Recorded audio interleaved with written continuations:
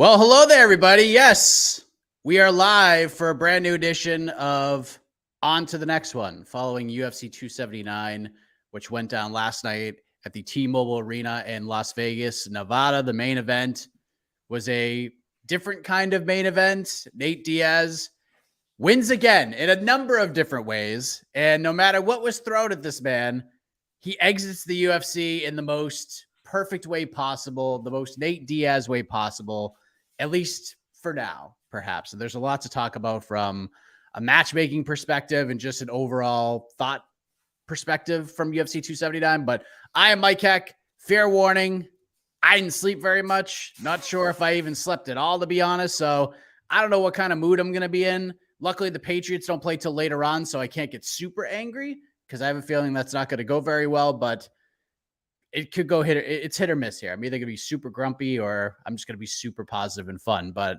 we're here with all of you. If you have matchmaking suggestions for a certain fight that we're talking about, please throw them in the chat. We'll throw them on the screen. And at the end of our banter, we will go full on chaos with your matchmaking picks. We're just going to unlock the door. You guys are going to go bananas. And then we're just going to throw them all out and react to as many as we can. But joining me in this adventure, as you can see, the co-host, the co-matchmaker, the Prince O Positivity, the best friend, Wu-Tang ain't nothing to F with, a.k.a. Alexander K. Lee. Hello, sir. What's up, my best friend? Wu-Tang's for the children, as we all know.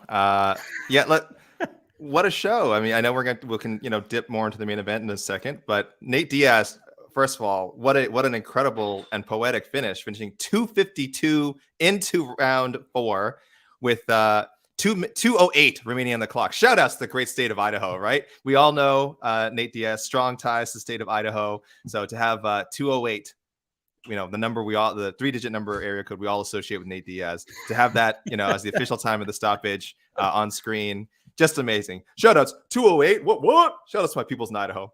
So great stuff there. Great stuff. Can we ban this person? No.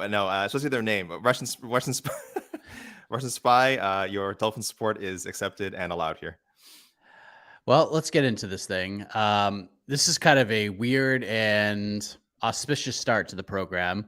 We're going to start with Nate Diaz because, from all indications, Nate has doubled down on this, probably tripled down on this at some point. Told Joe Rogan this, and then he reiterated it again at the press conference. Last fight on his deal, last night against Tony Ferguson. It was the main event, and these two went out and had a fun fight. This was Tony Ferguson.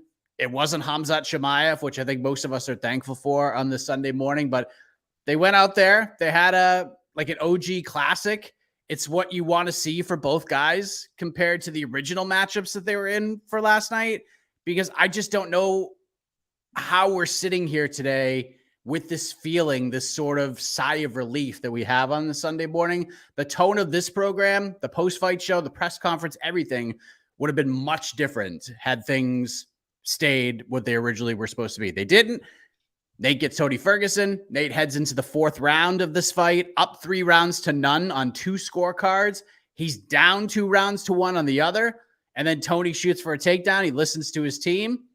Nate snatches the ghillie. Tony taps. Nate rides off into the sunset, as good as can be. And then he puts the company over on the way out. A+ night for Nate Diaz. He killed it.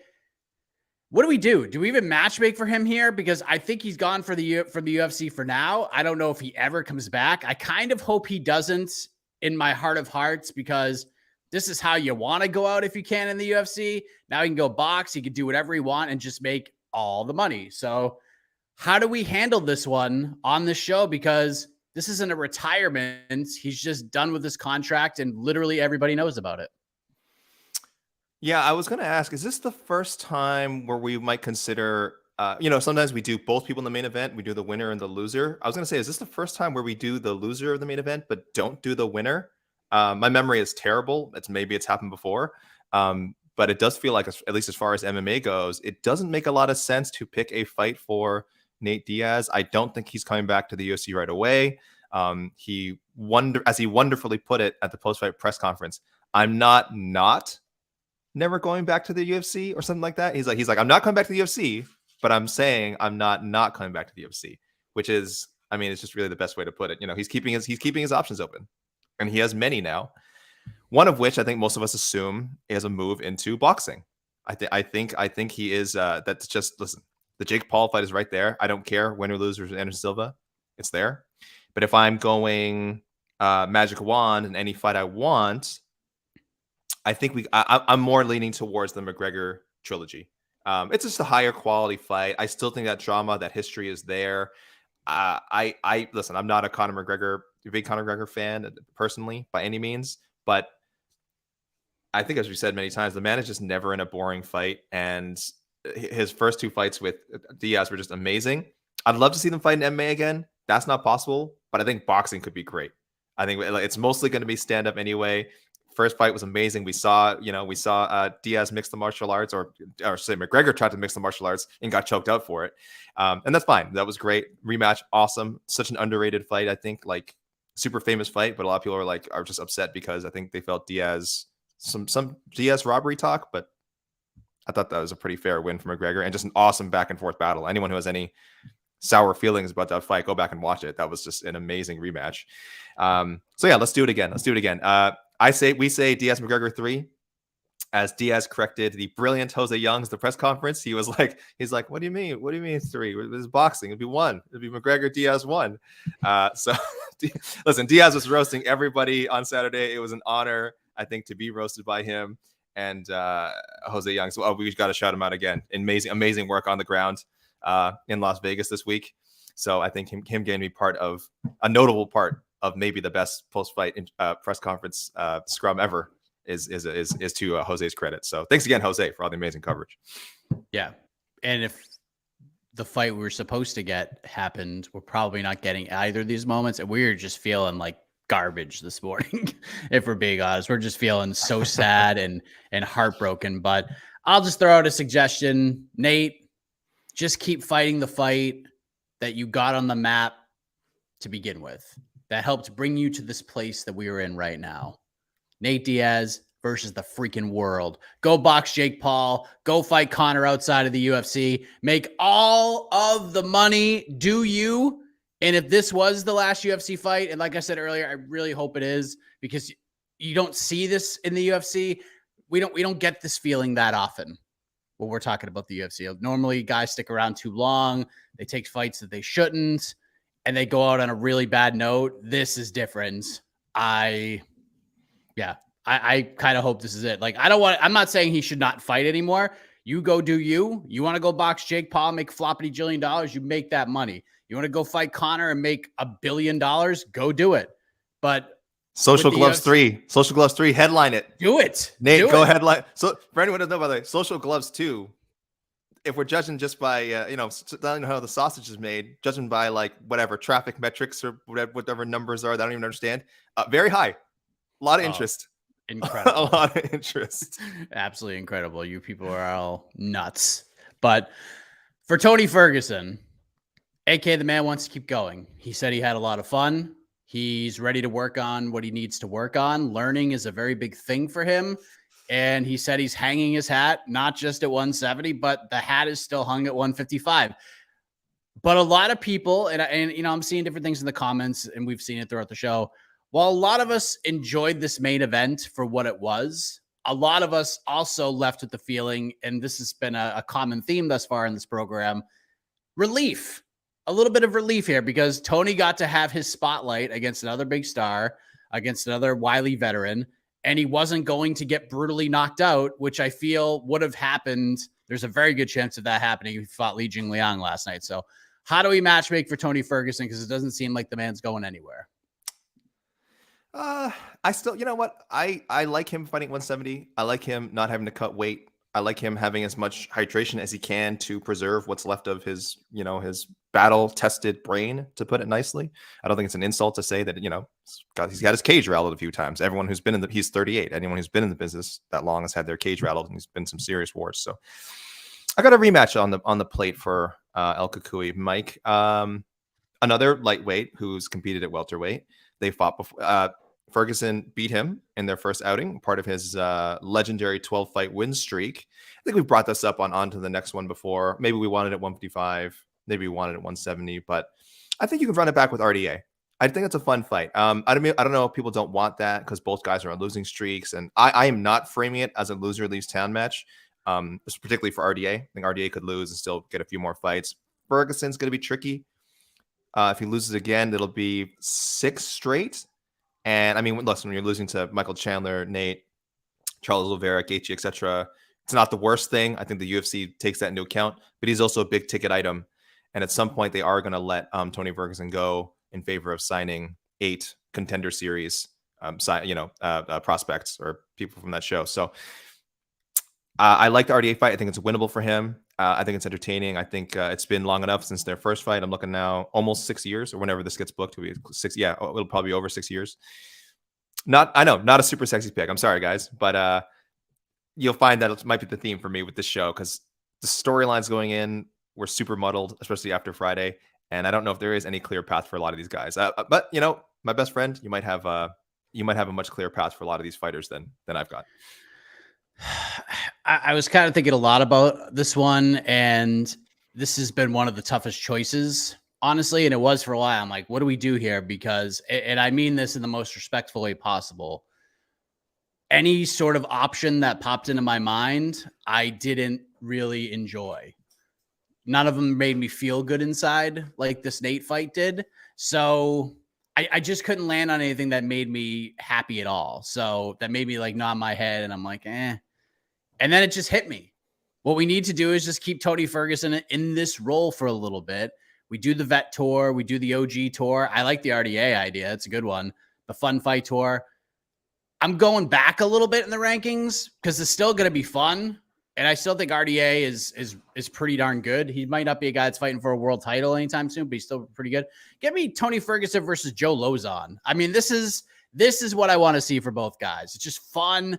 2 guys who have historically had horrible luck in the build to fights, and maybe their horrible luck will just cancel each other out, and they'll both bring it, and it'll be fun to watch. So yeah, that's what I ended up with, and I was like, all right, I'm good with this. Yeah, I love that pick. I had Lozon as an option because I was checking like guys at lightweight who've either like been out of action and might want to, like when they come back, might want to not have to worry about cutting weight and just fight up a class. And I'm like, yeah, Joe Lozon, perfect, good stuff, love it. Big fight for both guys, totally into it. So if only had gone that way, we could have had a live Friends Forever moment, Mike. But yeah, there's still time. Yes, and how do we not love Ferguson versus Hooker? Hooker is fighting, so we can't matchmake for Dan Hooker because should we warn people? Why don't you go ahead? Who was that? Was that a regular or who was that?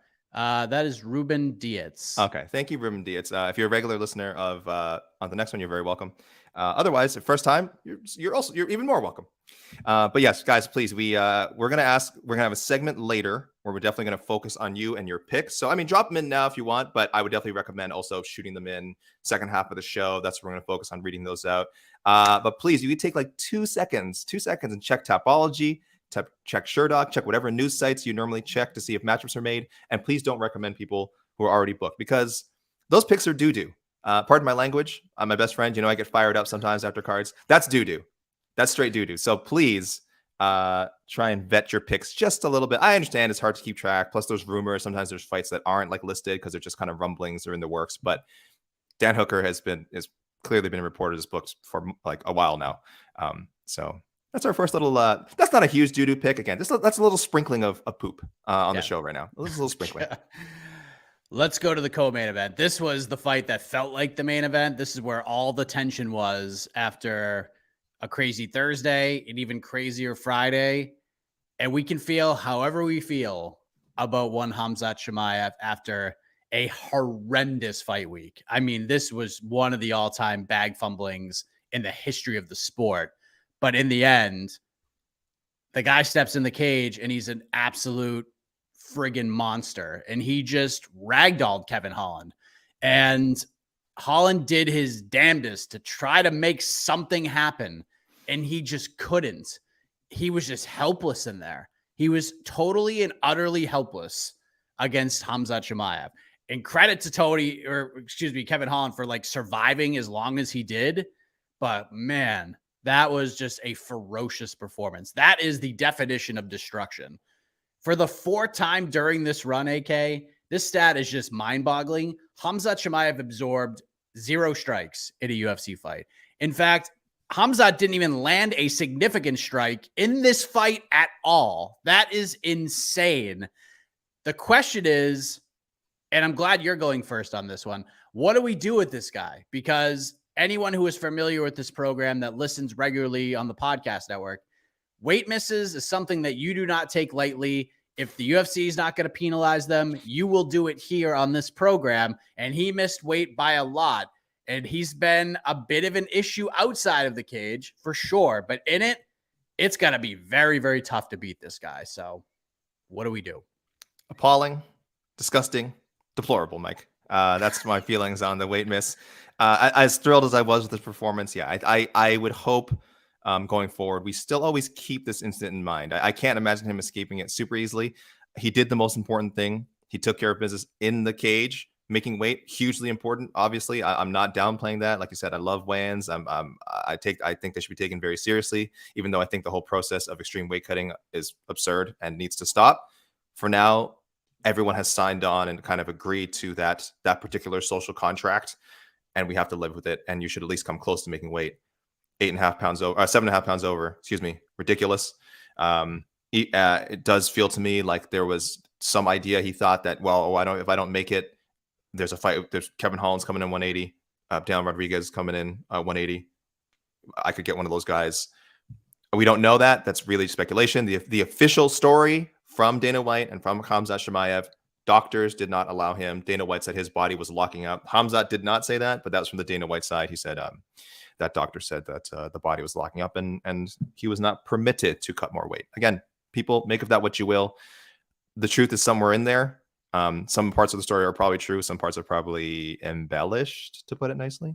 But yeah, if we want to find a good matchup for him, I love the idea of the Paulo Costa fight. I think I've saw a lot of people throw that out there, and I'm super down for it. I think you could have it 185. Obviously, I think you could do a catch weight if you wanted. If we were just going to like completely toss out, divisions and would you have it 190? Bump both guys back up to 205. Paulo Costa just did that with Marvin Vettori. He said, "Oh, yeah, we're going to do a 205 fight instead." And they did.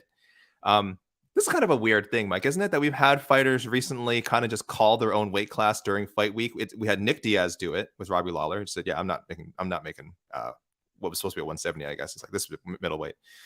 We had Paulo Costa do it with Marvin Vettori. And now in a much less official way, we had Khamzat Chimaev just do it with Kevin Holland saying, "Oh yeah, I'm just going to fight at 180 now. Keep me on the card somehow." This is weird, right? I mean, do we think like this is like a bad precedent, or do we think like this is like a thing we'll look back on in 22 and be like, it happened 3 times and hasn't happened since, I mean, no matter how you feel about it, Khamzat made this card way more interesting with all the shenanigans even with Nate and Tony, like for all of us, it was just like, cool. This was what Mike Tyson, Roy Jones Jr. was a couple of years ago. We're just like, all right, these two guys, these OGs, these fun fighters who have given us everything over these years, they're just going to go in there and have a fun fight. We're not going to be crushed by it. But all the main event tension, all the storylines, everything surrounding this card was still on Khamzat Chimaev, maybe even more so because he got Kevin Holland and not Nate Diaz. So it's a double-edged sword. This is very bad. It's very bad. But still, it's so interesting now because of this performance. And we talked about it a lot. If he just goes out there and just trucks Kevin Holland, do we forget about everything that happened? Probably not, but winning changes a lot of things. And the narrative is still, yeah, Khamzat still did these pretty awful things, but this guy might be the best fighter we've ever seen. We've never seen anything like this guy. We just haven't. So it's just a weird world we are living in right now in the year of our Lord 2022, AK. I just want to say something. I'm sorry. I was looking at the comments, Mike, regarding him and we talked about this a lot on the post-fight show, regarding Khamzat ever going back to 170. I am using the old adage of fool me once, shame on you. Fool me twice, shame on me. So I think let me put it this way. There's more evidence that he can make 170 than there is that he can't. This is literally his first miss. He has not missed weight competing at 170 or at 185, obviously. And at the same time, everyone questioning him could be absolutely right. Sometimes all it takes is kind of one like super bad miss for us to to realize, oh yeah, this guy's was killing himself to make 170. Like it's a miracle he made it, whatever, however many times he did, and should never do this again. Totally understandable, very true. But I'm just saying, for everyone's like, for sure he's not coming back. Anthony Johnson, who we made a lot of comparisons to Khamzat last night. Anthony Johnson missed weight by like 4 pounds, 5 pounds twice, I think, maybe more than twice, I think, in the UFC when he was competing at 170. And he didn't have the same spotlight on him that Khamzat has, but you did not hear people going like, oh, there's no way he can make 170 again. No, he missed by 4 or 5 pounds and then went back and made 170 again. So Khamzat, again, it's a different case. I'm not saying it's a direct apples to apples comparison between him and Anthony Johnson, but let's not have this knee-jerk reaction to everything where it happens once and like, oh, well, that's it, he's done. It's like, no, he's made it multiple times. You've seen him make it in the UFC. He's made it before he was in the UFC. So you're not wrong. You're not wrong at all if you think he can't make it, but I say give him one more shot. And fool me once, shame on you. Fool me twice, shame on me. That's it. That's, old school wisdom, I say. Yeah, I see a lot of people, I don't know if like defending Khamzat is the right way to look at it. Yeah, that's weird. That's weird. Listen, let's not defend it. Yeah, you can't. It's indefensible. No, it's indefensible. Yeah. Now the UFC the doctor stepping in and saying, "Hey, stop cutting weight." There's nothing. It's not like Khamzat was weighing 174. Like they knew super early that he was going to miss by a lot. So at that point, you're worried about the fighter's safety. If he still has 7.5 pounds to cut to make weight, what are they supposed to do? Hey, Khamzat, destroy yourself. Destroy yourself just so you can fight Nate Diaz for us. No, because what if Khamzat made weight and just like collapsed somehow? Like, what if that happened? What if that happened? And the UFC's not going to take that risk. So I don't know, man. You can't just say, oh, well, the UFC and the doctor said it's cool. Like, so Khamzat gets no blame. He gets all of the blame here. He gets all of the blame. And if we're being fair, the doctor is the one that like, he's the guy who stepped in and said, stop cutting weight, dude. Like, you're going to hurt yourself. But it's just, I don't know. You can't defend it. You just can't. It's fine. I actually, to say this, and then we'll talk about the actual matchmaking in a moment. I actually liked what Khamzat said at the post-fight press conference because he was asked about his attitude and he was asked about how he sort of handled it. Just went up, he was smiling, he was laughing about it, and then he was posting everything on social media, and people just destroyed him for that. But he said something that was interesting. He went to some dark places at the post-fight press conference, but he also sort of took the mask off and he sort of opened up a little bit. He's very respectful of Kevin Holland, so invited Kevin Holland to go freaking train with him after apparently push kicking him in the chest backstage randomly before the UFC 279 press conference that lasted like 15 whole minutes. But he basically just said like, hey, listen, I wasn't going to make weight. It was over. It was done. They knocked it off. I mean, they said I couldn't cut anymore. So what am I supposed to do? Just dwell on it? Am I supposed to just cry about it? No, like I'm trying to move on to the next thing. There's nothing I can do to control this now. If they're going to keep me on the card, then I just need to move on. We just need to move on. So I actually agree with him there. And that's what you need to do to prepare yourself for a fight and remain on the card so you can fight and do what you need to do to take care of yourself and your family. Fine. But still, to sit here and say he's blameless in all this and that we should be blaming the UFC and the doctor and not Khamzat Chimaev is just a terrible take. And I'm sorry. But do we, what are we going to do here? Mike, I will say, I wish he'd had the doctor from the Chris Barnett fight. I think the doctor from the Chris Barnett fight would have let him keep cutting weight. God bless the doctor in the Chris Barnett, Jay Collier fight, who was literally holding Chris Barnett's swollen eye open and asking him, can you see? Can you see? Hold on. Can you see? Can you see? And guess what? He could see, and he won the fight. So if that doctor was doing the Chimaev weight cut, he would have been like, can you still move? Do you still have, let me see you spit. Oh, you still have liquid in you? Yeah, go ahead. Go. Yeah, again, we don't know the whole story, like you said. That something doesn't sound right. And above all, you're right. Keep in mind the onus falls on Khamzat Chimaev. It falls on 100%. Khamzat. He doesn't have to come into fight week weighing whatever he weighs. You know what I mean? He knows his body. You know, again, we don't know the truth. We don't know the full truth, but we do know he was well overweight and all week. And maybe he's been this way before, but listen, he got away with it before. He didn't get away with it this week. That's on him, not on anybody else. So what are we gonna do? Like I said, I like Costa. I'm sticking with Paulo Costa. Okay. Yeah, I'm not like in love with it. It's not my favorite thing. And again, a perfect world, I'd wave my magic wand and get his ass back at welterweight comfortably against I want to see Edwards Usman 3, so I don't know who Chimaev could fight there. Again, Colby Compton, a great answer, but he's got his whole legal thing. Him and Masvidal are just, gosh, they got this legal thing. And part of, Covington's whole deal is that he was given brain damage by Masvidal in this alleged assault. So I don't know when we'll see Covington fight again. I think that like the wording of that lawsuit really complicates him getting back in there and fighting again anytime soon. Maybe I'm wrong. I'm not a lawyer. So perfect world, he fights Colby Covington. I sincerely doubt it's going to happen. So I'm just kind of skewing midway between what I think will happen and what I want to see happen, and just landing on Bohachinia. Friends forever. Now again, and I'm exactly with you on this. I think this is just the fight that happens, and why not? And if Paulo Costa is going to be a pain in the ass, which there's a very good chance that happens heading into the final fight of his UFC contract, Khamzat could still be sort of put in a position to do the UFC a favor, although technically he's probably doing Paulo Costa a favor, because then Paulo can trot his happy ass over to the PFL and make way more money and have a much better chance of being a champion, in my opinion. But if we're in Bellator, it's pretty simple for me. And let me just start with this. I'm just so happy today that he didn't fight Nate Diaz, because this would have been way, way worse. He would have launched Nate Diaz into the balcony. And that makes me happy that actually didn't happen.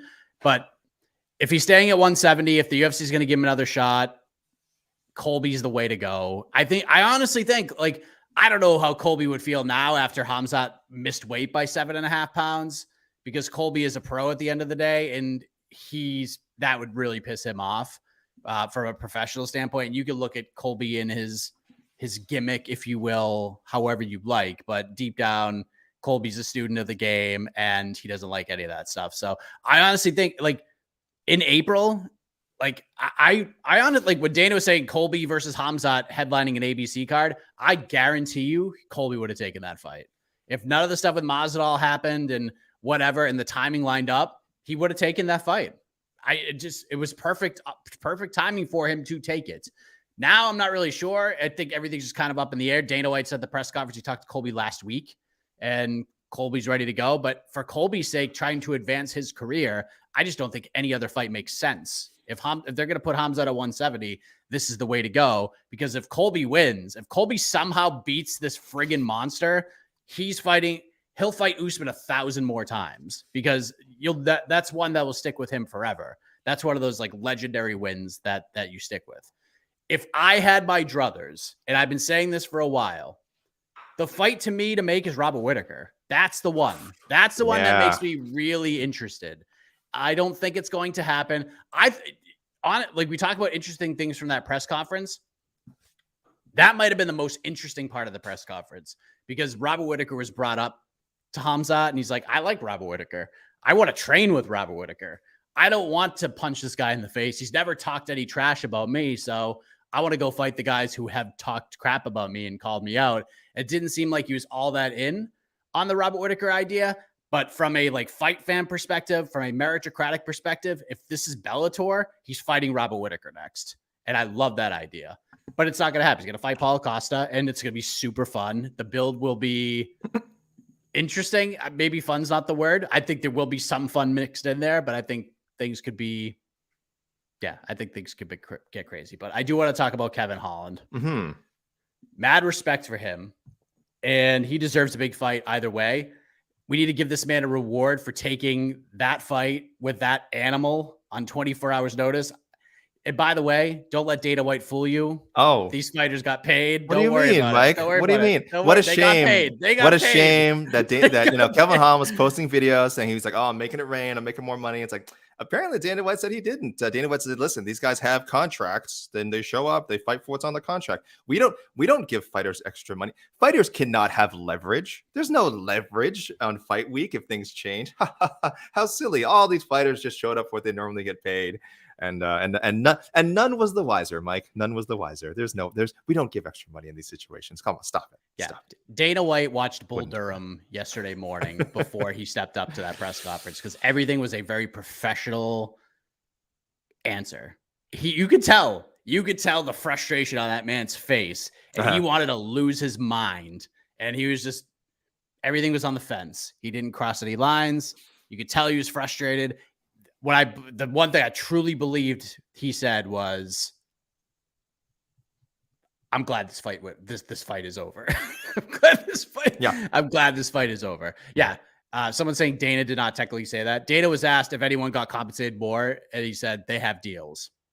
And then they followed up and they said, okay, so no one got extra compensation. She said, go back and watch the clip.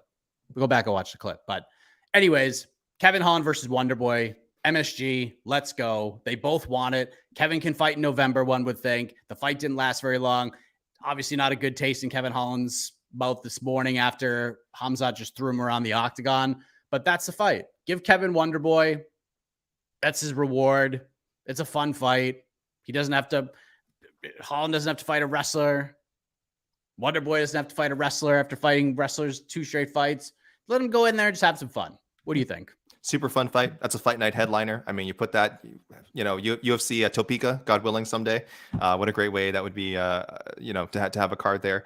I went with I think something I've mentioned and a lot of On to the Next One listeners have mentioned in the past. Throw them in there for a Jeff Neal rematch. The two fought back in the regional scene 5 years ago. So there's always going to be some heat there. It's weird. I'm kind of wanting to reward Holland for taking this very tough fight against Khamzat. That would be a big, falling upward situation for him. I think Neal, after beating Luque, is probably going to end up in most of our top 10s. We'll see when the only rankings that matter, the MMA Fighting Global rankings, come out later this week. Look out for that, guys. New schedule. It will be after major pay-per-views. We've had a lot of people asking, it didn't drop earlier in the month. Yes, we had been dropping our rankings, articles, and podcasts at the beginning of the month normally, which was great. That was working out great. But we realized, it might make more sense to just put it right after major UFC pay-per-views when there's that huge shakeup in storylines and everyone's really, kind of wants to know, where did the pieces move right away? So look for that, guys, after major UFC pay-per-views. All of our rankings business will be taken care of. And yes, Jeff Neal probably be in the top 10 or at least cracking the top 12 after beating Luque. I think he should take his spot. And I want to give Holland the chance to take Neal's spot. We'll see. Holland won the first fight, I believe. And Neal, I'm sure, would love a chance at revenge. Neal won it, didn't he? Oh, Neal won. I'm sorry. Hold on. Let me double check here. Sorry, guys. Neal, who won the first one? What is going on? No, Kevin Holland won. Sorry. Kevin Holland won. Oh, really? Won. Okay. Yes. Third round TKO. Listen, I didn't remember, Mike. I literally just looked it up. So I'm not fronting here like I remember. I honestly have not seen that fight. I'm not going to pretend I did. But it definitely happened, and it's definitely something that I'm sure Jeff Neal would want to avenge. So, yeah, run that one back. Let's do Neal Holland too. Doesn't have the cachet of a Wonderboy fight, but I think could also headline, UFC South Dakota or whatever. Some interesting ones here. Yeah, Holland versus Neal 2 here. Holland versus Masvidal. Holland versus Randy Brown. I think Randy's booked, but still something maybe after. Holland, Neil Magny. I mean, Wonderboy Ferguson's not bad. Holland won. Holland won in a lot of ways. That's for darn sure. I did pick Kevin Holland. Yes, I did pick Kevin Holland, and I was wrong. I said it. Trust me, I was wrong. But this was even my degenerate family members were texting me, not degenerate, but ones who like to play the ponies. Like, is Kevin worth a dog shot? And I thought, he's probably not going to win, but if this fight gets out of the second round, Kevin probably will win the fight. You're taking a risk, but at those odds, if you're going to bet on it, you're not going to take Khamzat straight.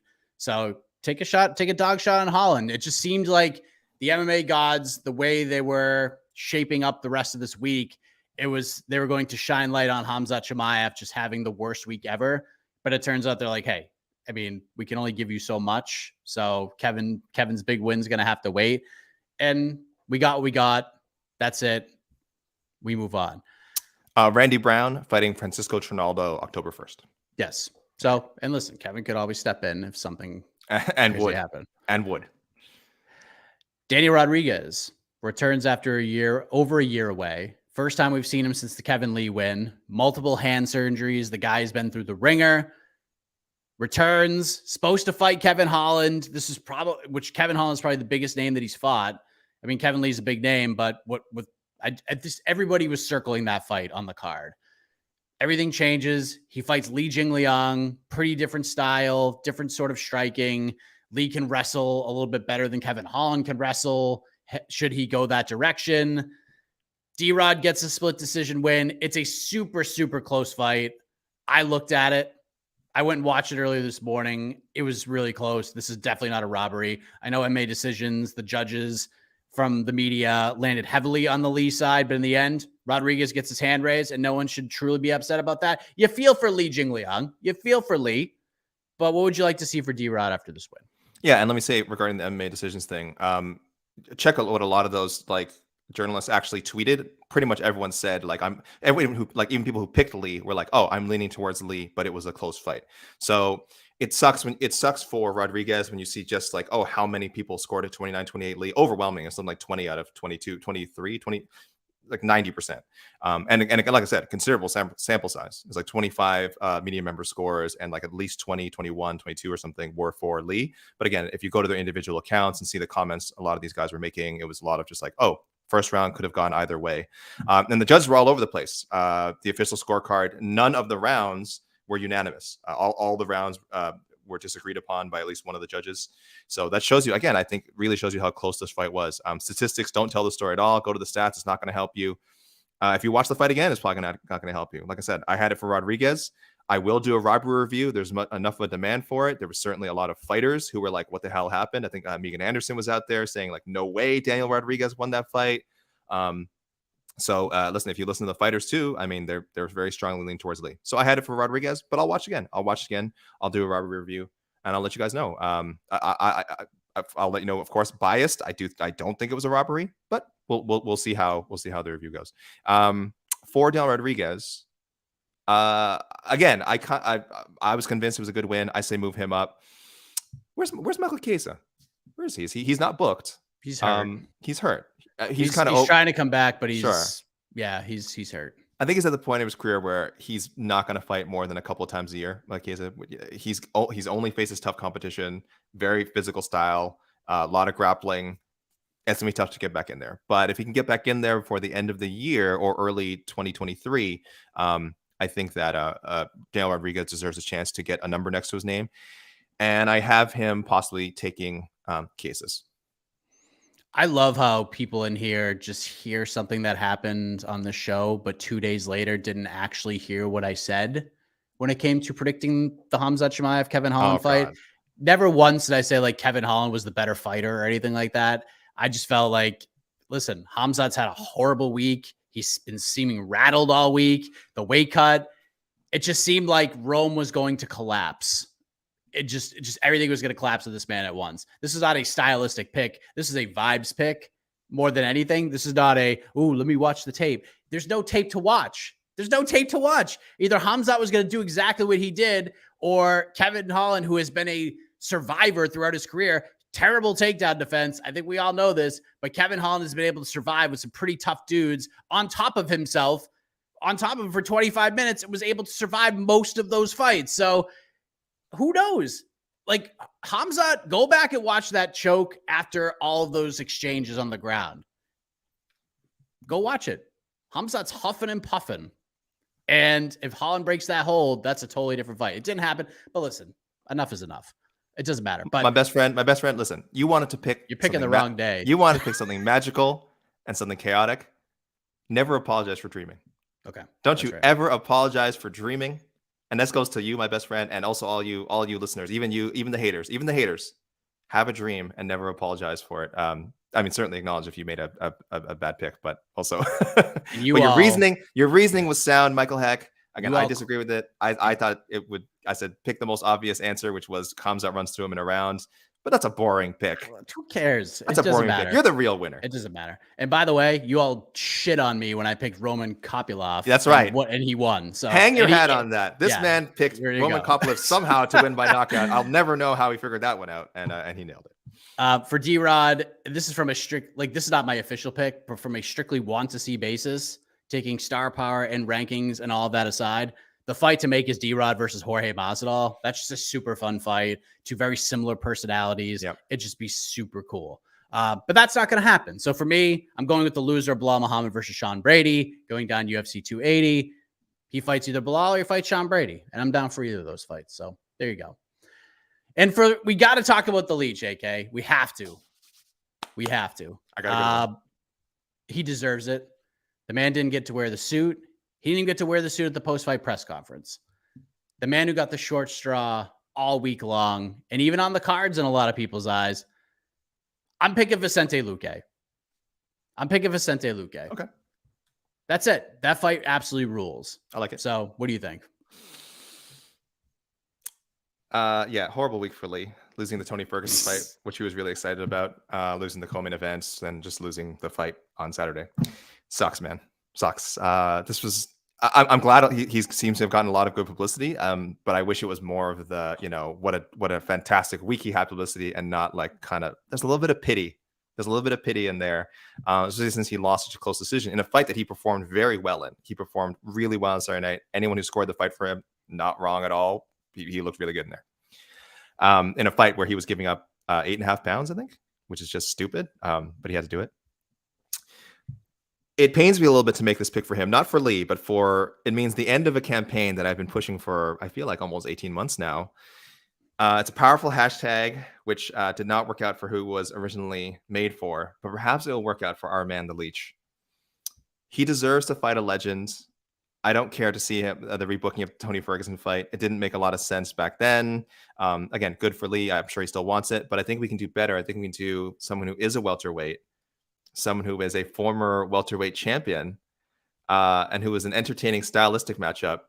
My apologies to Tim Means. I just don't think the fight is going to happen. So hashtag, we're going to continue to lobby for Robbie, but it's going to be, I want Li Jingliang versus Robbie Lawler now. So, I mean, hopefully Isn't Robbie booked?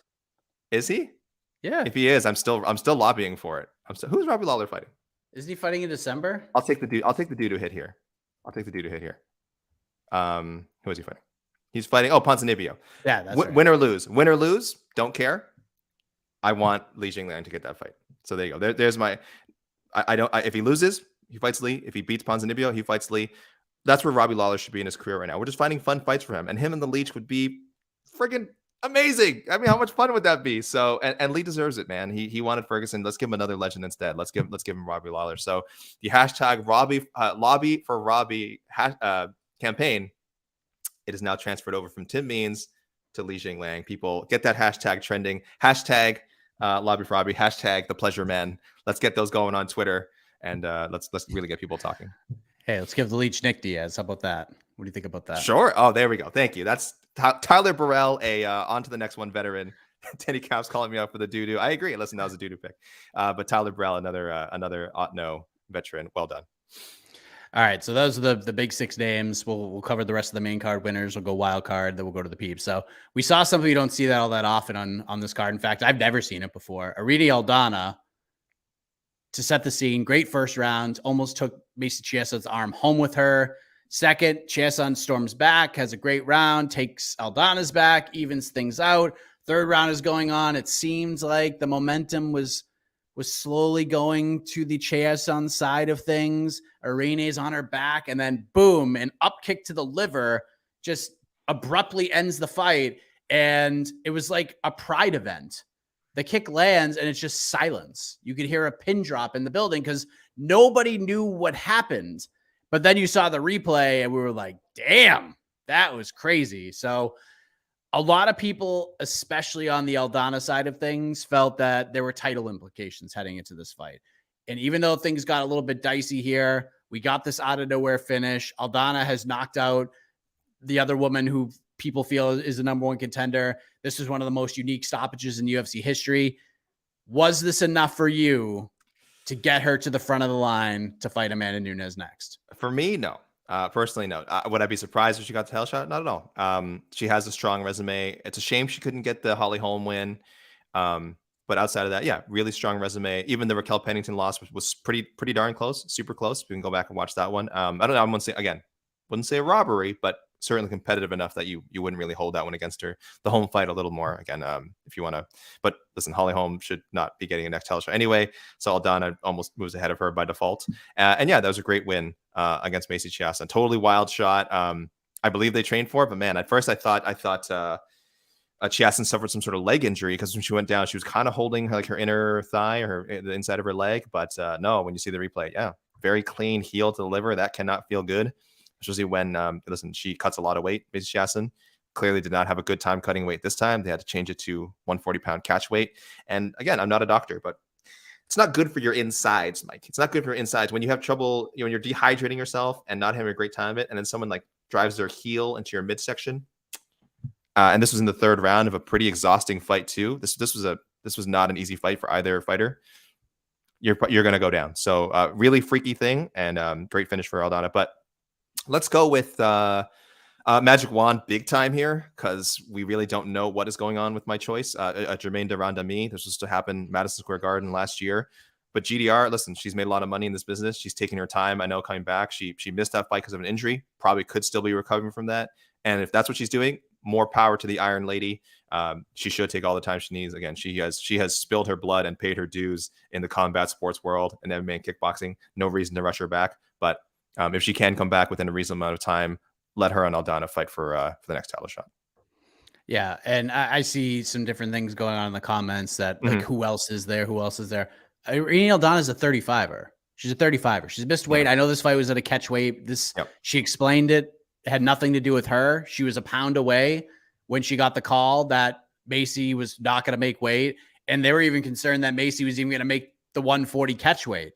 So she was like, all right, I ain't cutting anymore because I'm not going to give this woman any more of an advantage than she's already going to have. So the fight, I mean, she could go up to 45 and fight Nunes if that's what Nunes wants to do. If you want to do that, that's cool. But if we're talking about where she's ranked, which is at 135, it's a 2-horse race right now. I mean, kind of 3 if you want to really get crazy here, but you have Aldana and Vieira. If we're going to talk about fresh matchups, it's these two that you could probably make the argument for more than anybody. But these two have been fought already. Aldana knocked her silly, but here's how I would do it. I'm not sold on Aldana versus Nunes yet. I think it's in Amanda's hands. She could fight at 35. She could fight at 45 and do whatever she wants to do. So I say, even though it wasn't the most, these wins weren't the most unbelievable and we're not really talking about them, I say just give Caitlin Vieira the shot. She's got wins over Holly Holm, over Miesha Tate. Just give her the damn title shot. She's probably not going to win. And let's give Aldana one more fight. I'd like to see a little more out of her. Aldana versus Juliana Pena.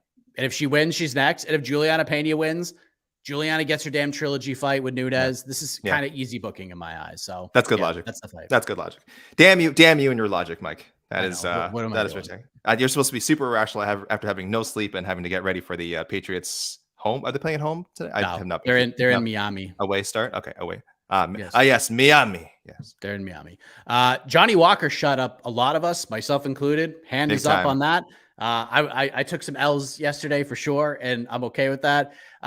He got taken down real quick. I thought this was not Iwan Kutalaba. This is Diwan Kutalaba. I thought we are going to get a decision here. Yeah. Gets the early takedown. I'm like, here we go. Diwan Kutalaba is going to cruise to a win. This is a very smart game plan. But Johnny Walker, the heart of a lion, he turns things around. He gets control on the mat. He takes the back of Diwan Kutalaba. And despite the Hulk's best efforts to survive, Johnny Walker forces the tap at the end of the first round. And if you bet on Johnny Walker by submission, you got paid. Plus 1,400 was the line on Walker by sub. This is an interesting one, because 205 is jammed up right now. What do we do? Did I miss you doing this D1 Kuchalaba bit earlier this week? Is this a new thing? Yeah, actually. Just now? It started last night. I just thought, okay. I was hitting up Jed in the Slack chat. I'm like, here's D1 Kutalaba. How does one man get to be so clever? It's not fair. It's not fair. I like that. It's in my head now. This is the D1 Cutelaba thing. Oh man, that's good. Yeah, I had predicted Cutelaba by decision, or not decision, a ground and pound or submission finish. I thought he was going to wear Walker down the ground and put him away there, but that did not happen. Walker looked great. We saw a little bit of classic Walker. He finally got to do a fancy celebration, which caused people a lot of stress. I think. Go like, please calm down. Did the worm? Did a bit of breaking. And as far as we know, no crazy wild injuries. How has he not been matched up with OSP yet? I was looking at, I was trying to remember, like, have they fought before? Have they at least been in talks to fight? And nothing. He replaced OSP once for a previous fight. I think that's the way to go. I kind of had a weird moment the other day where, after the fight, I should say, where, Walker's like, oh, I don't think I'm done contending for a title. And I'm like, he is only 30 years old. He hasn't even been in the business for a decade. He's getting there. He's close, but he's not there yet. So he's got some mileage on him, but I think the good kind of mileage. He's got legit experience. I do think he's the kind of guy who can learn from some of these really, really rough setbacks that he's had over the past few years. So I'm well past predicting that Johnny Walker's going to beat John Jones someday, which is, God, people remember that was a real conversation once upon a time. But suddenly I'm not so convinced that he can't be a top 10 guy again and find his way back up there. We know he's talented. We know there's been some rough moments since he moved to train with SBG. D1 Cutelaba, not like the most amazing win, I understand, but a good win nonetheless, one that Johnny Walker really needed. So could this be the start of something? I'm going to be super optimistic and say yes. So let's give him a contender. A guy who's been around for a long time. I think could be a fun matchup in Open St. Preux. And if he can finish Open St. Preux, I'd be really impressed. This is tough for me. I feel like, I see everybody saying the answer I came up with, the Paul Craig one, just makes perfect sense. But let's just say they can't make that one happen. A lot of times, especially at 205, it's very, very difficult. It's very difficult to get what we want in this division. So I didn't go the OSP route. I'm going with Paul Craig. That's the answer I want. And that's going to be my official pick for the Otno point and everything. And if you're Johnny Walker, I think you need this fight to be booked because the alternatives are not fun. Because the other alternative to me is Azamat Mirzakhanov. And that is a horrible fight for him. A horrible fight for him. So I'll go with that and just hoping for the best. I'm hoping we get Paul Craig. That's just a fun fight. We need to see it. But if we don't get it, it's going to be a rough one. And I don't think it'll be OSP. I think it'll be one of these up and comers who, not good. So let's do the wild card. There's been a lot to talk about. This has just been a chaotic week. I don't even know how I'm speaking right now, but let's go to the wild card round. One fighter we have not match made for yet, and we'll match make for them right now. But we should also say we should put over the great Chris Barnett, put over Huggy Bear. Beast Boy. Let's put over the Beast Boy. Apparently, I have not seen this because a lot of people are throwing this up there. There's a couple of things that have been constantly messaged to me, and some things that I've seen here. One was the John Kavanagh tweet in the John Kavanagh thing where, we got thrown out, no shoes, none of that. I talked to like other managers about what happened, and the managers that I spoke with basically told me what Dana White said at the press conference. Like, since the pandemic started and since they went back to arenas, they don't really let it. And I know for a fact that some fighters have like snuck into the arena and were able to avoid this. But for the most part, they're not letting the fighters stay. You go in there, you fight, and then they send you back to the hotel, and then you can do whatever you want to do the rest of the day. You can't watch the fights in the back. You can't watch fights in the crowd. That's how it's been for like 2 years.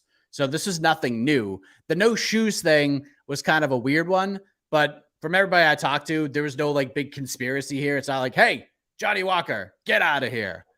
But that's just the way that it is. That's the procedure because of the world being what it is right now. Yeah. So just wanted to throw that out there. But apparently Chris Barnett had to take him like a fan. He guess he went on IG Live and a fan had to take him to the hospital or something. Like it's just crazy, man. It's just crazy. Yeah, that was so like I'm glad. I think I see a lot of fans and things kind of commenting on it, but I think most of the media was pretty much like we need to hear the other side of the story. Like, this is weird. Yeah. This just doesn't sound like we're like we're getting the whole deal here. John Kavanagh, with respect, I mean, it does feel like the kind of thing he would just kind of tweet off the top of his dome, even as almost like a piss take. Like, I wonder, like, he's like, oh, well, you know, we have this great picture of us leaving, and how funny would it be if I tweeted this and said, like, oh yeah, we just look at this, no shoes, just kicked right out of the building. So I don't know if he was caught off guard again. Okay, so yeah, just please, to clarify, Mike, go ahead, please. Just to clarify, because I honestly, yesterday was such a blur because we were covering multiple things at once. So a lot of the stuff just kind of like fell under the radar because I'm covering one event, but I'm covering another event at the same time because there's so many events. Apparently Chris was taken to the hospital, but no one like came and got him from the hospital. So yeah, I guess that's the story. That's what he posted on social media. I'm looking at ESPN's Twitter right now, who is the freaking partner with the UFC. And they're saying Chris Barnett did not let being left at the hospital after UFC 279 bother him. And it basically, I guess he sang a song and took it very Chris Barnett-y. And that's why we love this man. We do. Oh, by the way, ESPN MMA also just tweeted the 209, the stoppage at 209 thing. The official time of the stoppage was 2:08 remaining in the round. Stop this. ESPN, don't do this. You're better than this. Come on, dude. You're better than this, ESPN MMA. Don't do this. Stop it. It's a cool story. It's a cool visual. I get it.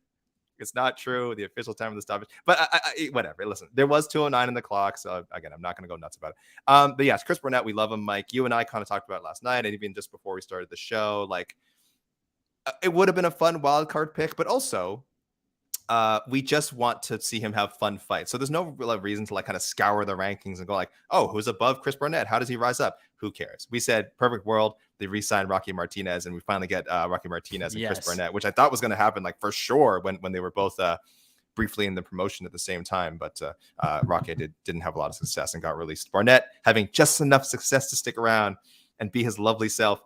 That was so crazy. We can't talk about this enough. We were in the chat, like Jed Meshew had mentioned, like, is he having a stroke? Like he was so, his face was so out of order, so disfigured, and like in such rough shape. There was that, or was his jaw broken by like the neck crank that Collier was putting on him? That was a possibility.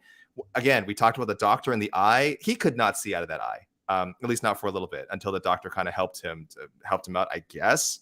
And he could see enough to win the fight, so it can't have been that bad. But it is strange that that continued. I would have had no problem with it being stopped, but I am so grateful to everyone involved, the fighters and the physician, bad judgment or not, that the fight did continue. And we got one of the best, most feel-good moments of the year, and one of the best feel-good moments since the last time Chris Barnett won a fight. That's just the brightness and the energy and the sheer joy this man brings to fighting. So yes, out of respect for him, we mention him, but don't worry about who he's going to fight next. Just give him a fun fight.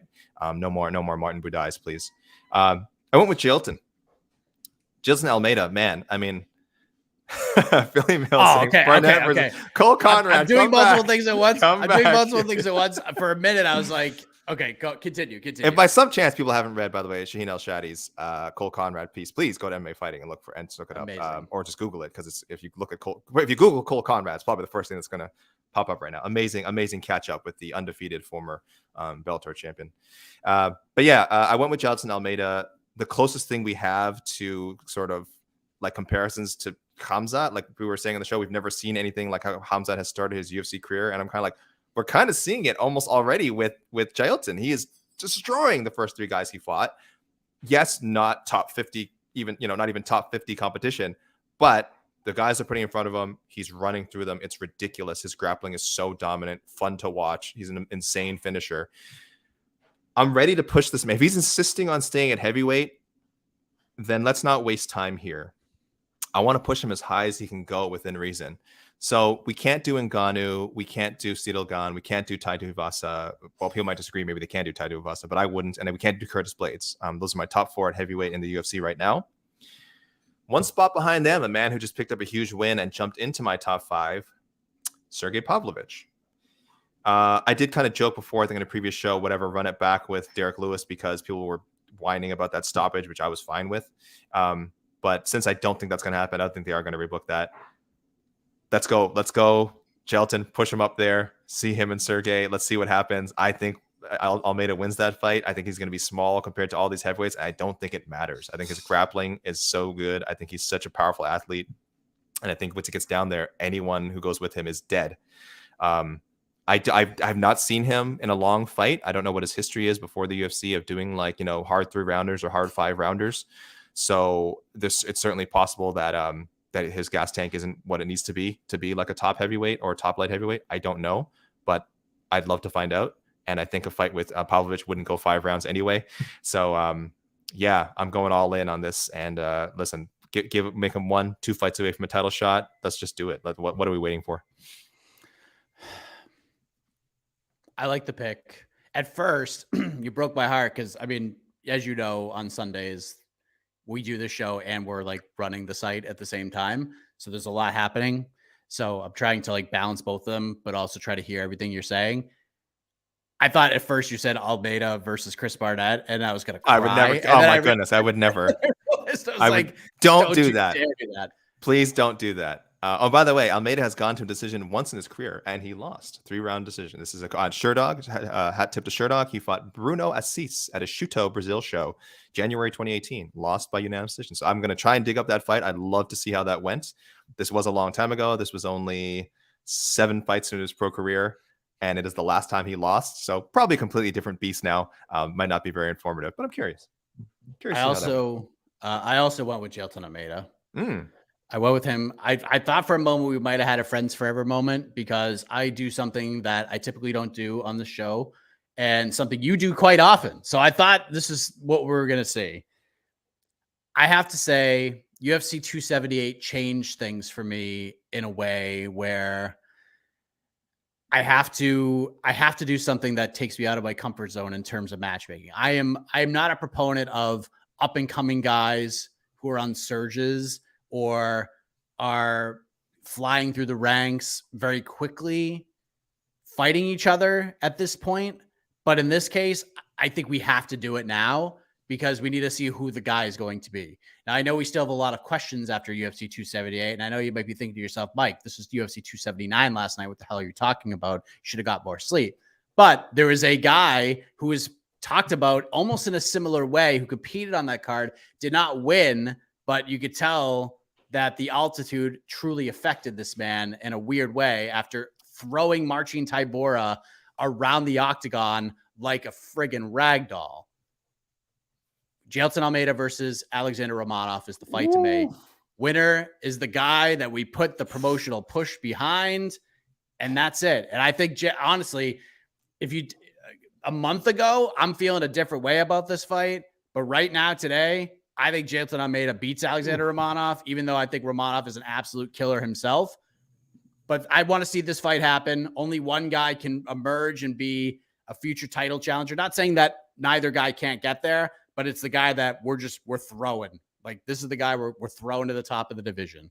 So, yep, that's the fight I'm going with. That is, you gotta warn me when you throw it. That is spicy. That's a spicy.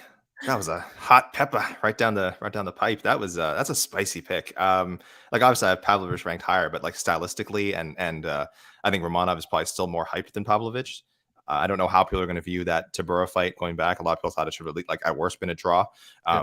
Yeah, but yeah, very strange outcome there, and he can bounce back easily. If he took out Almeida, it'd be amazing. So, that's a hell of a wild. That's why. I mean, when we say wild card, like, that's wild card. Yeah, Jailton's a monster. I would love to see that fight. Very intriguing. Very intriguing. I mean, do we have any extracurriculars? I think we should just go right into the piece. I'll just do a quick check the tape and say our listeners were mostly on point with Angela Hill getting booked to fight Emily Ducote to UFC Orlando, December 3rd. Potentially, again, once she lost to Jessica Penne, listen, Penne and Angela Hill are best buds. It's the same weight class. It just made a lot of sense for Angela Hill to step in there and try and diffuse this Ducote hype train before it gets going. So yeah, that's a cool fight that's happening. More than one person mentioned it, and a point to all of you. I share this point with all of you. Okay. We already sort of put out we've disclaimed. Okay. So I'm going to go to the peeps real quick that usually come to us. I'm just going to Okay. find some certain matchups. I'm not going to go through all of them because some people just send me literally every fighter on the card, and we're not doing that today. So I'm going to see if anything really sticks out. John Ray, who I think is in the chat, Barnett versus Taffa in the UFC's first super heavyweight fight. The only two men to ever miss heavyweight in the UFC. Aldana move up to fight Dumont, featherweight title eliminator. I mean, fine. Don't love it, but he likes Lee versus Rodriguez too in a full camp. Holland versus Brian Barberina. Turd Ferguson. Khamzat would have absolutely destroyed Nate, and Lee would have absolutely destroyed Ferguson. Nate Diaz versus the Jake Paul Anderson Silva winner. Chimaev Colby. Daniel Rodriguez versus Luque or Holland. Aldana Pena. Oh, we got Doo-Doo. Damn it. No, already? Julian Erosa versus Darren Elkins. Booked versus JSP. Alatang Ali, Basharat, Gravely winner. Oh, God. Oh, Mike, Ultimate you just turned pale. I just saw the color. I saw the No. color leave your face. Chris Barnett versus Jailton Almeida. You're suspended from making picks for like 2 weeks. John Ray, you're in the chat right now. This isn't John. No, this is I'm sorry. Ferguson. Oh, Turd Ferguson. Oh, Turd Ferguson's a troll. Turd Ferguson's. Listen, listen, you're right. We had to suspend or ban Turd Ferguson going forward.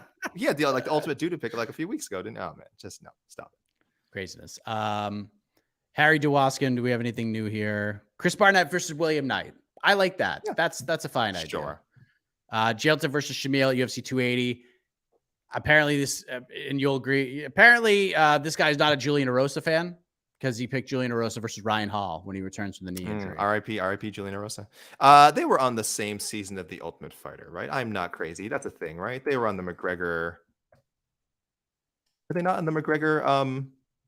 You would know this way better than I. Yes. Actually, this is a season I don't remember watching like closely. They were on the same. Yes, they were Team Faber, Team USA teammates. Julian Erosa, Ryan Hall. I'm pretty sure they did not fight on the show. No, because Erosa was beaten by the GOAT, Artem Lobov, so he would not meet Ryan Hall finals. D-Rod Pereira, Lee versus Stephen Thompson, Kevin Holland, Alex Barono. No more fights for Tony. Marcus, Tony Ferguson, Matt Brown. Cool. I would watch that. Yeah. Nate Diaz, box AJ McKee. What would the size difference? I guess AJ McKee's a pretty big. I mean, we think he's a lightweight essentially. He's going to be cut in a lightweight. He says he's like 175, 170, 175. I actually think that would actually work. Creative. If they could pull it. Yeah, I don't mind that idea. Chimaev, Costa at middleweight.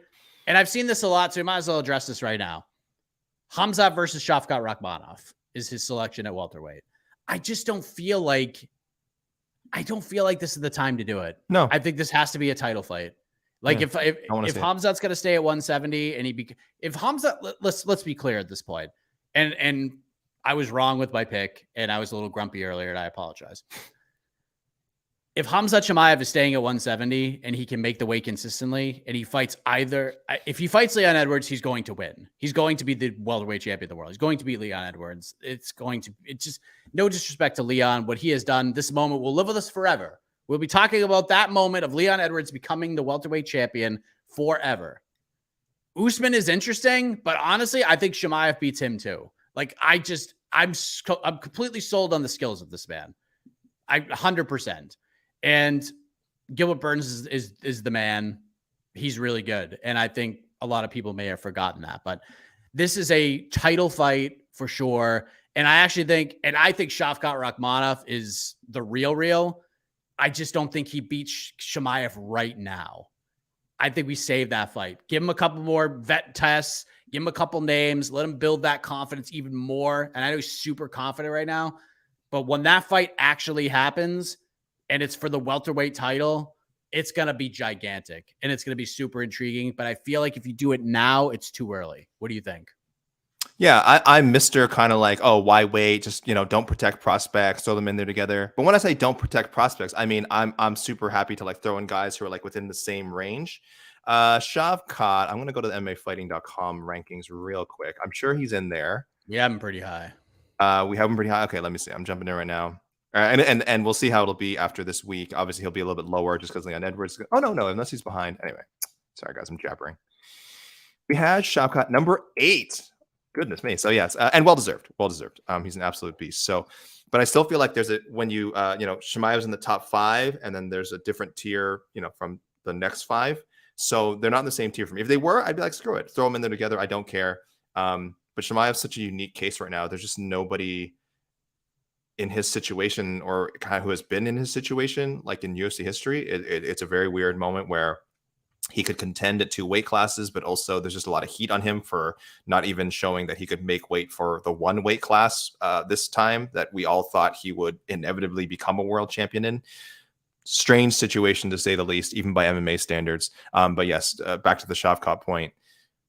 They're just at different points in their careers right now. If the fight happened, I'd be super excited. Very cool fight. I just don't see the promotional value in it. And even from a fan standpoint, I imagine most people wouldn't be super interested in seeing it now. But you know how we'll find out, Mike? What's the best way? What's the best way to get the voice of the people? I always say, put up a poll. It's poll time. Oh no.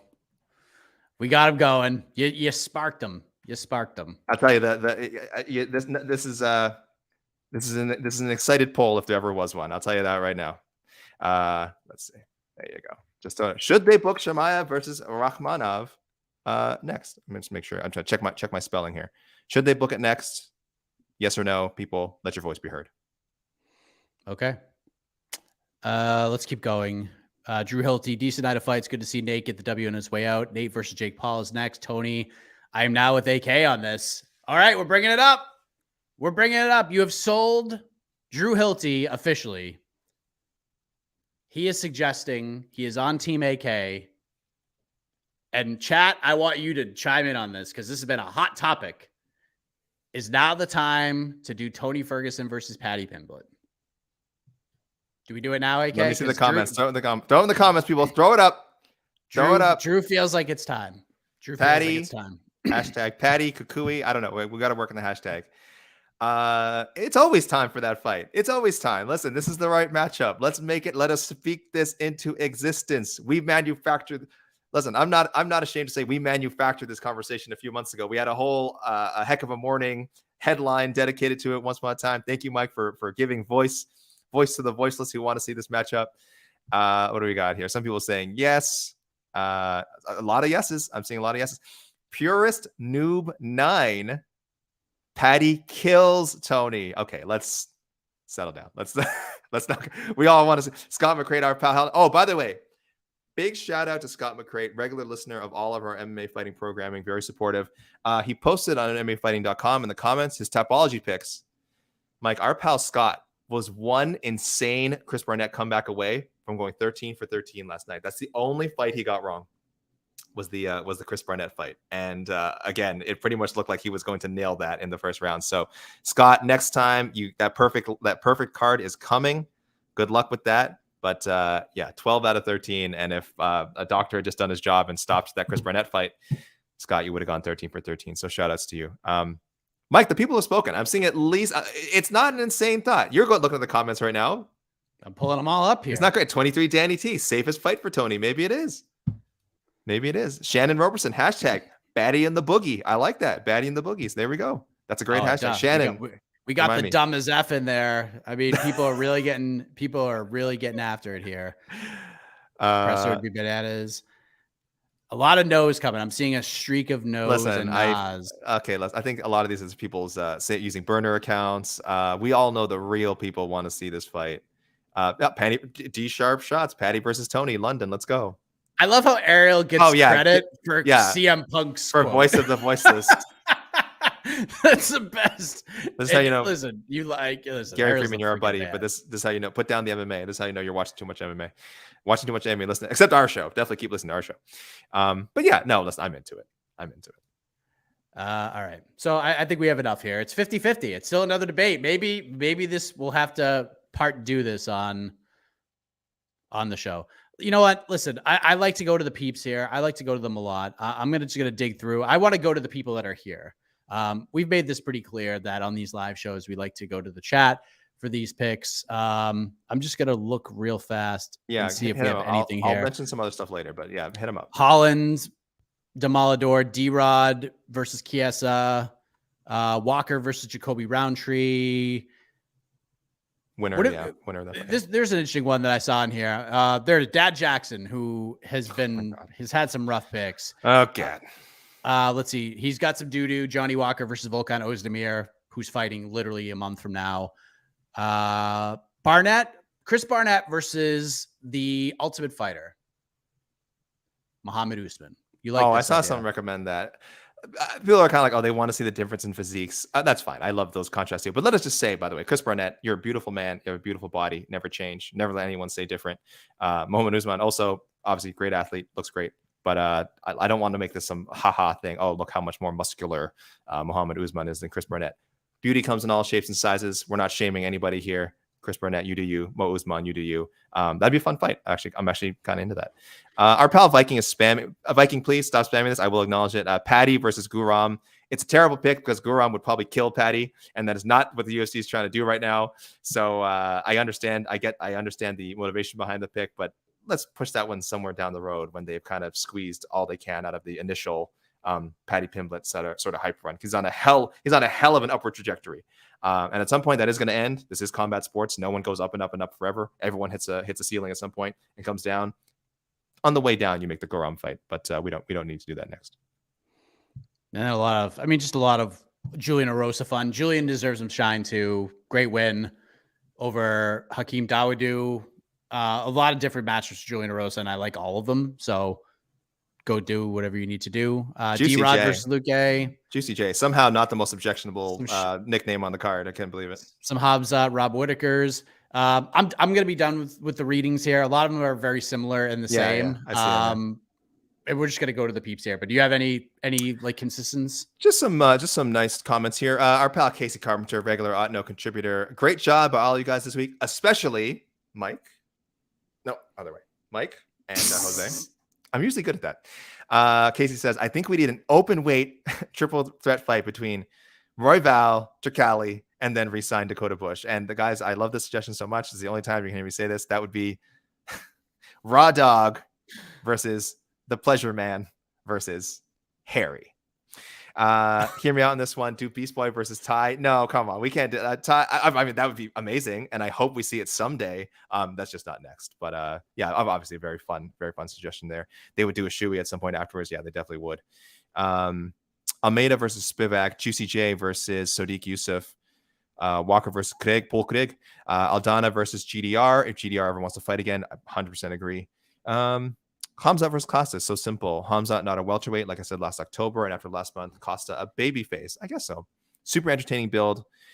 They should send Tony to Eagle FC. All respect to Tony. Let him go to Eagle and fight Diego Sanchez.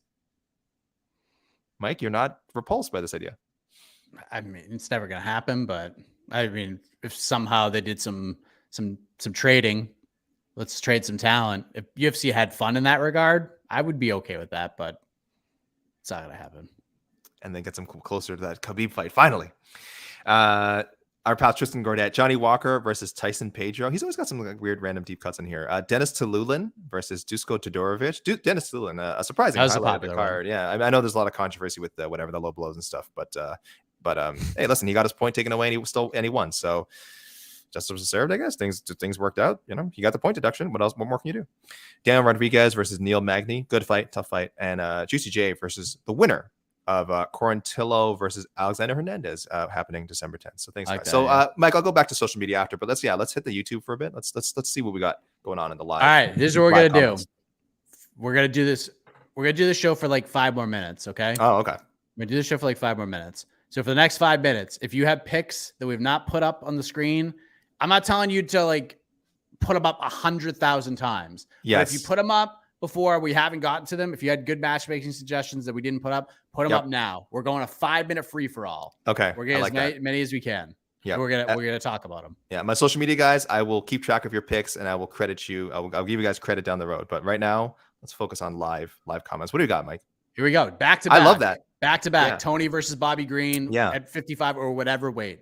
That was my pick for Tony after the loss to Michael Chandler. Actually, I think I said I wanted to see him fight, or one of his recent, I believe after the Chandler fight. I said, yeah, Bobby Green. Love the pick. Still works. Again, put him at 170. Forget this weight cutting bull crap. Yeah, I think that'd be great. I like it too. Alatang Lee versus Davy Grant. There's no Nice. way that's not a friggin' fun Yeah. ass fight. Awesome fight. Davy Grant has looked great over the last few years. Alatang Lee 4-1-1 in the UFC now. A little bit of a sleeper at 135. So that's a good step up for him. Cons, neither of these guys fought on the card. It's fine.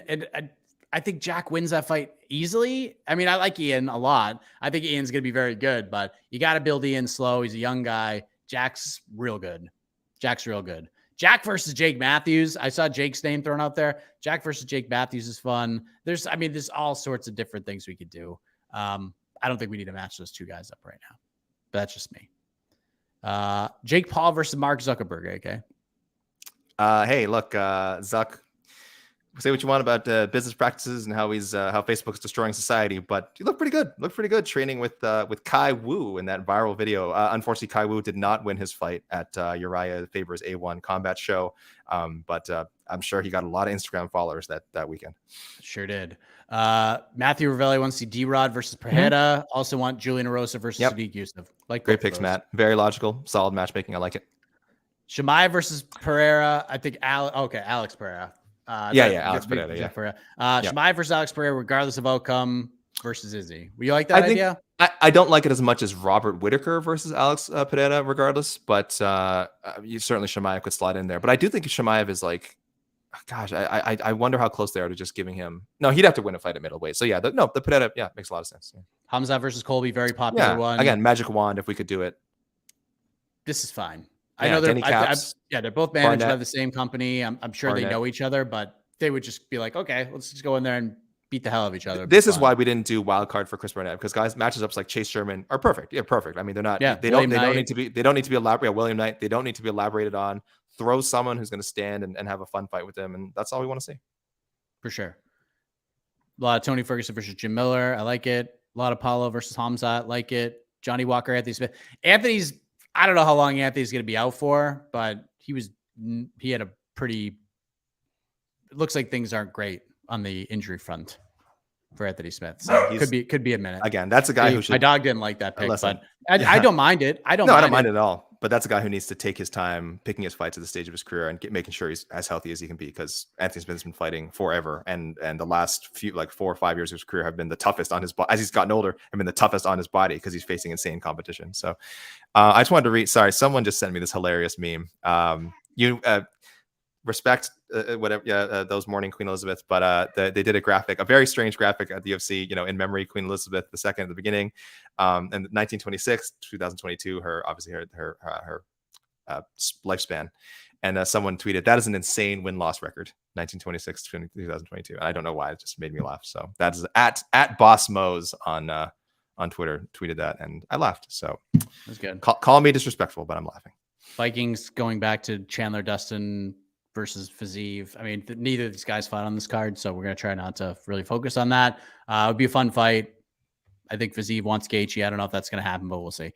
Till versus Holland would be fun. Yeah, that was booked before, right? I mean, Till versus Holland's one of the ones like we've been trying to get that together for a bit. They were supposed to fight. Is this not a thing? Am I making this up? Did he replace Till? Till's been booked with like most guys, so it wouldn't surprise me. I feel like he replaced Till. Maybe he stepped in for Till or something. Anyway, was that Vettori or could have been? Was that Marvin or Brunson? It was one of those two, maybe. I don't know. Probably.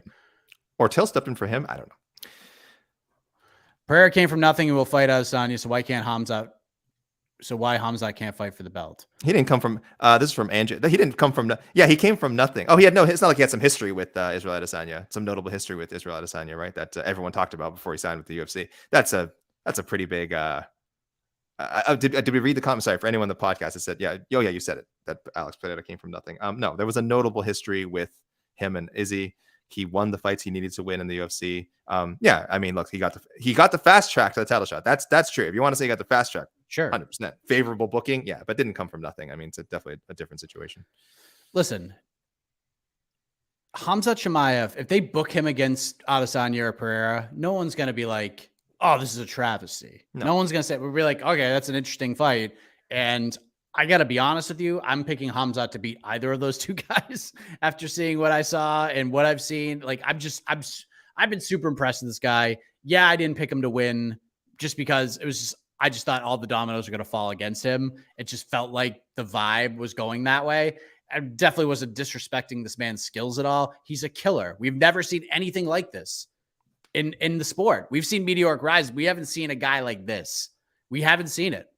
And I think he has a very good chance of beating both of those guys.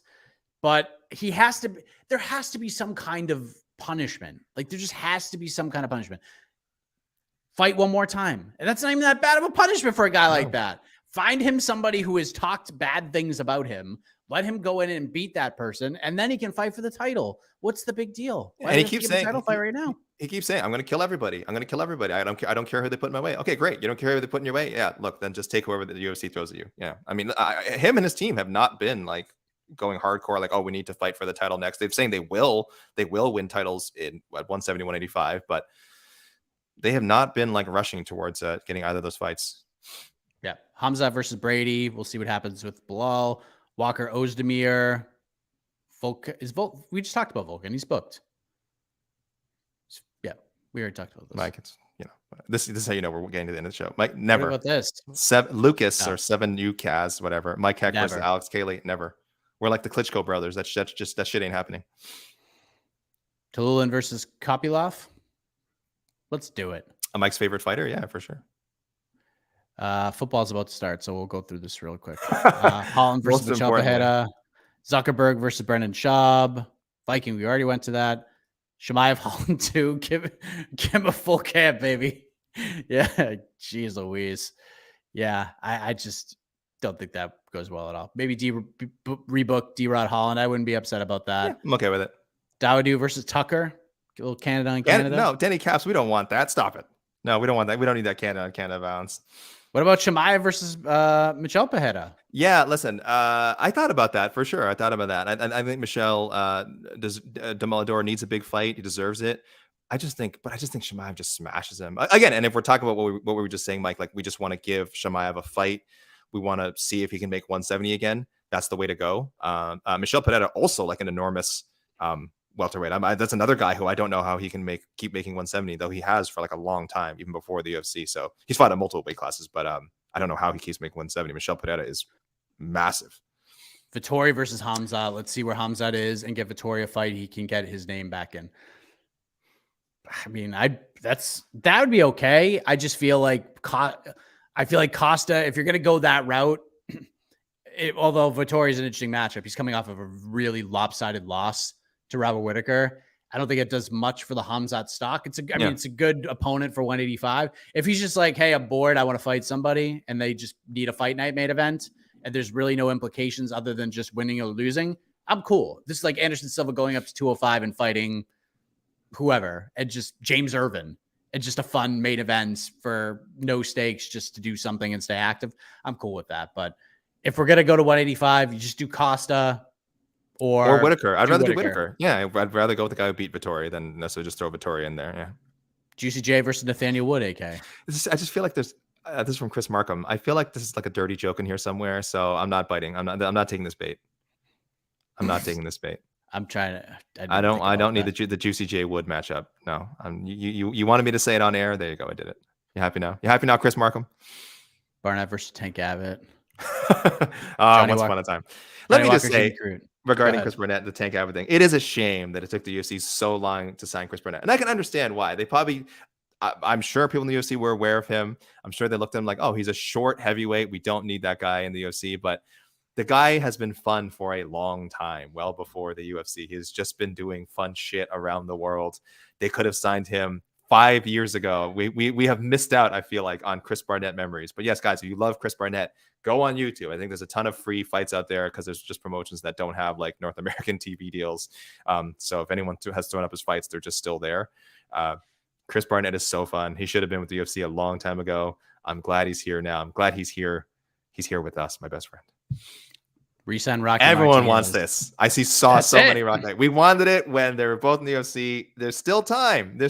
Rocky Martinez, if you're out there, or if you're Rocky Martinez's manager and you're out there, please call the UFC. This is your way back in. This is a co-fight night, co-main event. Please. Patriots versus Dolphins. How's the game go? I'm viewing this game the same way I viewed Khamzat Chimaev versus Kevin Holland.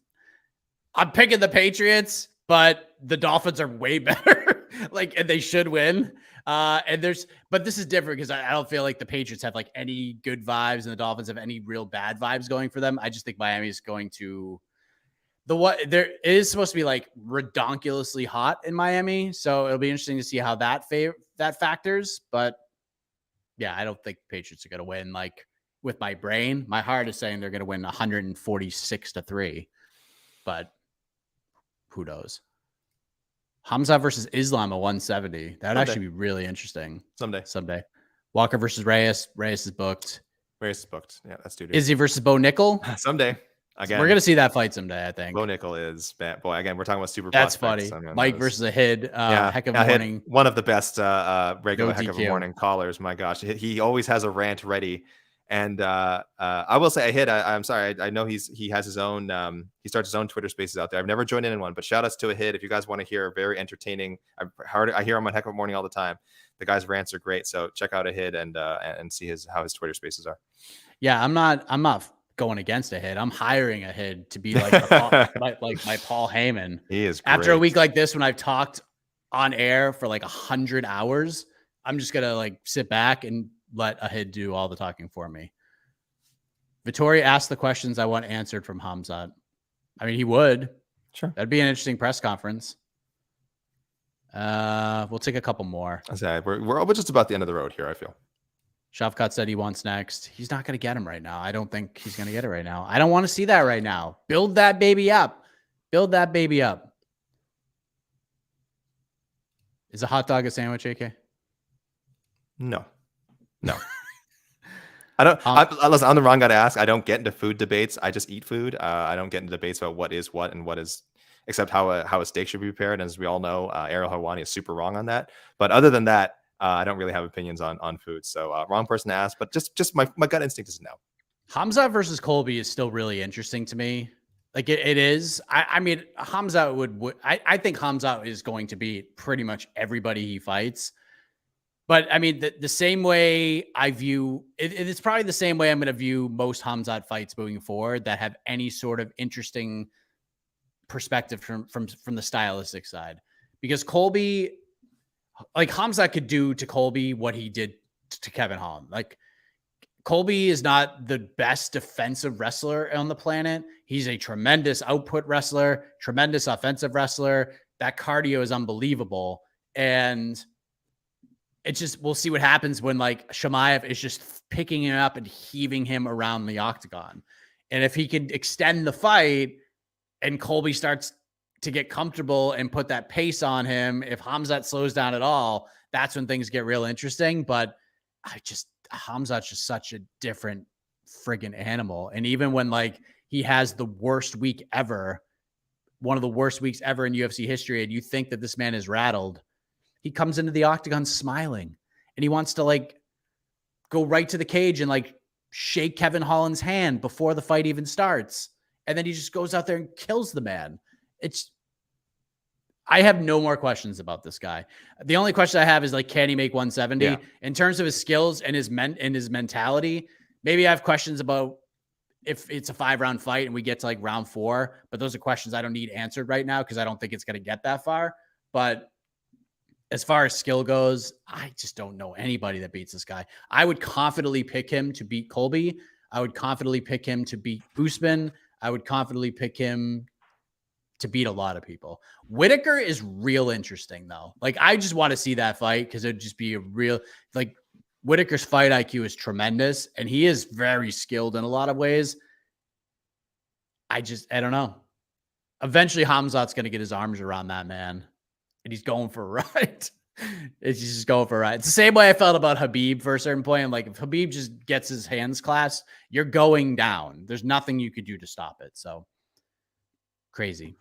I think we're good. I'm going through I'm seeing a lot of the same stuff. So thank you everyone for tuning in though. I mean, this was a weird week, to put it really. I'm underselling it. I'm probably underselling it. Again, Jose Young's an amazing job on site and our whole team, again, props to us for having a call like everything on the fly from like Thursday to Friday, the press conference, the weigh-ins, the card shuffle. Props to the fans. Props to you guys for keeping up with all this, for putting up with all these changes. I mean, I don't know how you guys deal with it. Listen, Mike and I are in this industry. We're in this till we die. But as a fan, I don't know how fans put up with this and don't just tune out and go like, I'm never watching MMA again. This stuff is insane. You guys, you know how to roll with the punches. And I don't know, sometimes fans, you guys don't get enough credit for it. So thank you, fans. You guys listening, whoever it is out there that reads our stuff, that just follows this crazy game. Mike, I'm actually just looking forward to doing the rundown for next week because I feel like I have no idea. It'll be a bit. I feel like it'll be a bit calmer. I'm just kind of taking a quick look ahead here, I think. All right, here we go. Next week, it's a fight night. It's like a normal fight nighty start time, which I'm very excited about. A lot of fights on this card, though. A lot of fights. 14 fights. Corey Sandhagen, Song Yudong, the main event. Really good fight. Chidi and Njokuani, Gregory Rodriguez. Oh, so good. Tremendous. Good. Tanner Bozer, Rodrigo Nascimento. I'm actually supposed to be speaking to Tanner Bozer this week. His team reached out to me. Apparently, he said some things that may have been misconstrued to other websites, and he wants to clear some things up. So I have no idea what he's talking about, honestly. So we'll have to look into that. Alan Amadovsky versus Joe Pyfer. Everybody be Joe Pyfer. Andre Feely, Bill Algeo. It's going to be fun. Trey Ogden, Daniel Zaluber, Nicholas Mota, Cameron Van Camp, Trevin Giles, Louis Cosi, Damon Jackson, Pat Sabatini. Anthony Hernandez is back against Marc-Andre Barriault. Jillian Robertson, Maria Agapova, former teammates getting after it. Aspen Ladd, Sarah McMahon, Trony Gravely, Javid Basharat, and Loma Lukbunmi versus Denise Gomez. That's the card. That's a card. Again, I'm looking for some relative calmness here. I mean, I don't see how anything could happen that matches whatever the hell just happened over the last 72 hours, Mike. But there we are. And now that I said that, Lord knows what could happen to this card this week. But yeah, looking forward to good old UFC Apex action. All right, we done. We got to go. By the way, the great Shaheen El-Shadi just dropped his day after feature. Go check that out. It's really good stuff. That's it. Thank you all very much. Hope you guys enjoyed such a chaotic week. Love all of you. I have like 4 brain cells left and my voice is about to collapse. So if you are an NFL fan, enjoy the first Sunday of the NFL regular season 2022-2023. Go Patriots. For AK, I am Mike Heck. Always remember, and this is something I could share with some of you in this chat right now, don't take this stuff too seriously. MMA is supposed to be fun. Join us next week on the Podcasting Network, and we'll have more fun right here and on to the next one, the podcast. Good day to you.